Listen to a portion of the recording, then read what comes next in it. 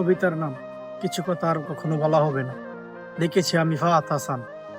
কিছু কথা আর কখনোই বলা হবে না, আর কখনোই লেখা হবে না, কোনোদিনই আর চোখে চোখ রাখা হবে না। তুমি আমায় ভালো নাই বেশে আমার প্রিয়, তবে তবে আমি তোমায় ভালোবেসে হয়ে গেলাম তোমার অপ্রিয়।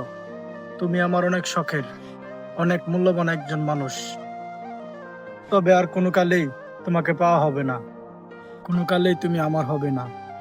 তবে আমার থেকে কেউ তোমাকে বেশি ভালোবাসেনি, আমার মতো কেউ তোমাকে কখনো ভালোবাসতে পারবে না।